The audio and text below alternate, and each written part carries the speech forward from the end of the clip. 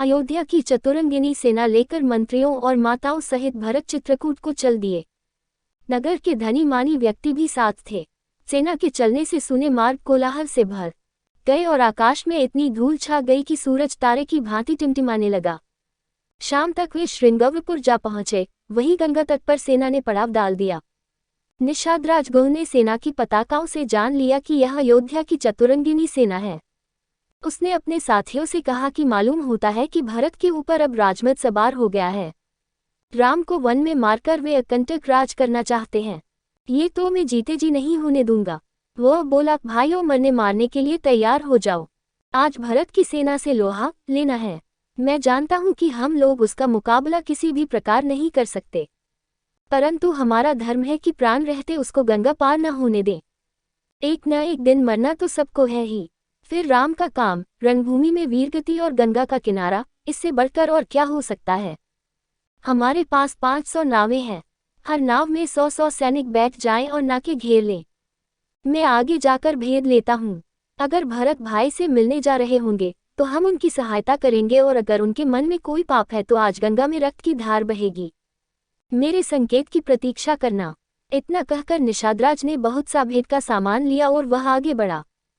भरत निषादराज के प्रेम को जानते थे। वे ललक कर उससे गले मिले। भरत के मन को बात गुह ने जान ली।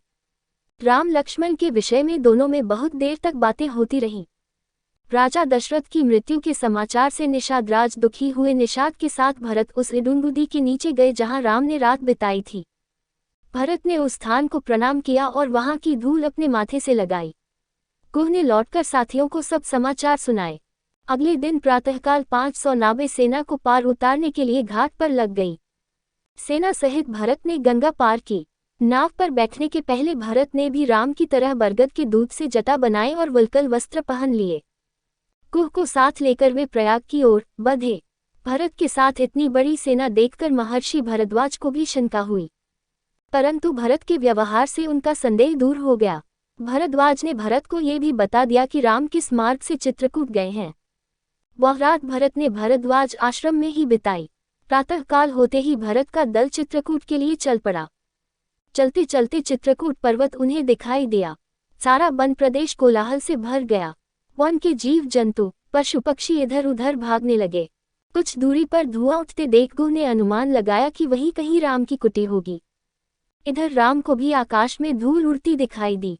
पशु पक्षी भी भाग रहे थे। अब कुछ कुछ कोलाहल भी समीप आता सुनाई पड़ने लगा।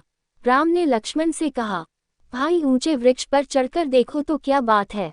लक्ष्मण ने चढ़कर देखा, दूर पर चतुरंगिनी सेना आ रही है। उन्होंने पताकाएं देखकर जान लिया कि अयोध्या की सेना है।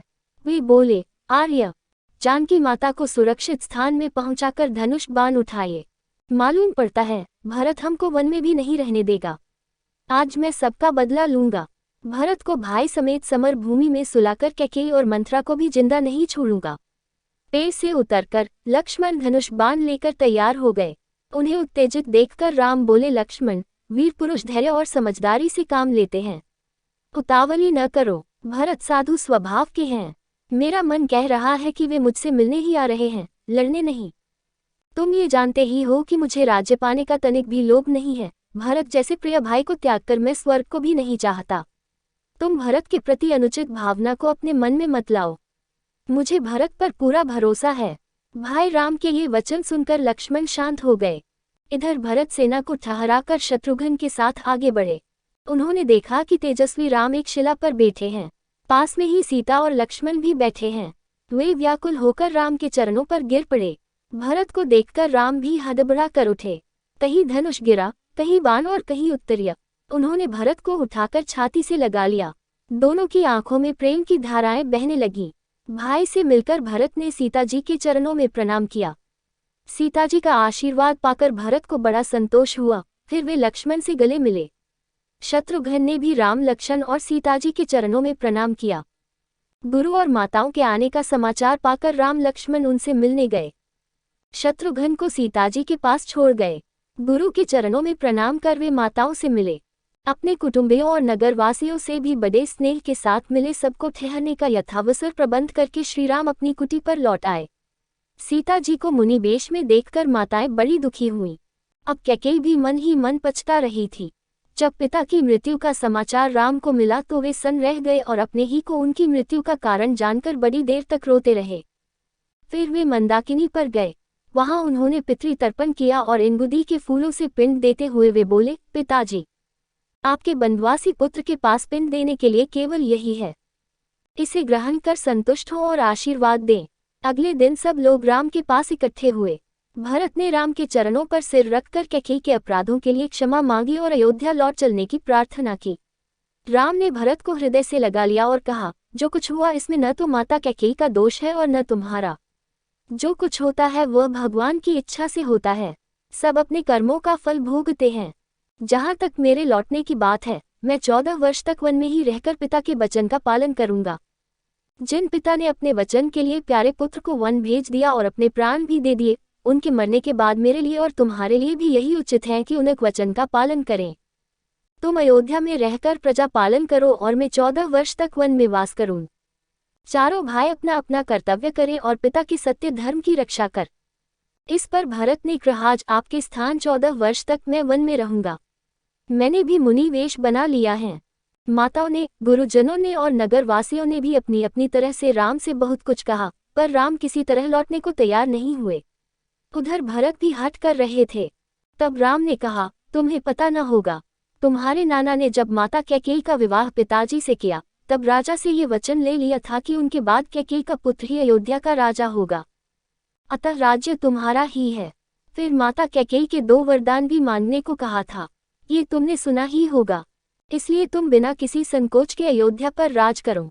जब राम किसी तरह लौटने को तैयार नहीं हुए तब भरत ने स्वर्णजड़ित खड़ाऊ राम को पहनाकर कहा, अब इन्हें मुझे दे दीजिए। 14 वर्ष तक इनका ही राज रहेगा। इनको आज्ञा से ही मैं राजकाज चलाऊंगा। अगर हर वर्ष बीतने पर आप न आएंगे तो अगले दिन ही मैं आग में जलकर प्राण दे दूंगा। राम की खदाउन लेकर भरत ने सिर से लगा ली। राम ने भरत से कहा, नीतिपूर्वक प्रजा का पालन करना, प्रजा को सुखी रखना राजा का सबसे पहला कर्तव्य है। सब माताओं से समान व्यवहार करना। माँ कैकेयी को भी किसी तरह दुख न देना। तुमको मरी और सीता की सौगंध है। गुरुजनों और माताओं को प्रणाम कर उन्होंने सबकी ओर आंखों में आंसू भर कर देखा। इस तरह भरत को विदा करके राम कुटी में लौट आए। समाज सहित भरत अयोध्या को लौट चले। राम की चरण पादुकाओं को एक सुसज्जित हाथी पर सिंहासन में स्थापित कर वे अयोध्या को चल पड़े। 4 दिन की यात्रा कर वे अयोध्या पहुंचे। राम की खड़ाओं को उन्होंने राज सिंहासन पर स्थापित किया। मंत्रियों को उन्होंने राजकाज सौंपकर कहा कि राम की इन चरण पादुकाओं का ही शासन रहेगा। आप लोग यलपूर्वक ऐसे काम करें जिससे प्रजा में सुख समृद्धि बढ़े। माताओं को देखभाल के लिए उन्होंने शत्रुघ्न को हिदायतें दे दी। अयोध्या का सब प्रबंध करके भरत नगर के बाहर नंदीग्राम में मुनिवेश बनाकर रहने लगे। वहीं से वे आवश्यक देखभाल करते। भरत के चले जाने के बाद राम, लक्ष्मण और सीता मंदाकिनी नदी के किनारे किनारे दक्षिण की ओर बढ़े और अंत्री ऋषि के आश्रम में पहुंचे। इन तीनों ने ऋषि को प्रणाम किया। ऋषि ने भी उनको संतान की तरह अपनाया।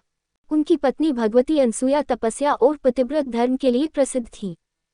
सीताजी ने आश्रम के भीतर जाकर उनके चरण छुए। अनसुया ने पुत्र वधू की भांति उनसे प्यार किया। सती अनसुया ने सीताजी को पति सेवा का उपदेश दिया। सीताजी की पति सेवा से प्रसन्न होकर कुछ मांगने को भी उन्होंने कहा। सीताजी बोली, आपकी दया से मुझे सब कुछ मिला है, अब क्या मांगूं? इस उत्तर से अनसुया प्रसन्न हुई और उन्होंने सीताजी को दिव्यमाला, दिव्य वस्त्र और आभूषण देकर कहा कि ये न तो कभी मैले होंगे और न कभी नष्ट होंगे। सीताजी ने उन्हें ग्रहण किया। रात को उसी आश्रम में उन्होंने विश्राम किया।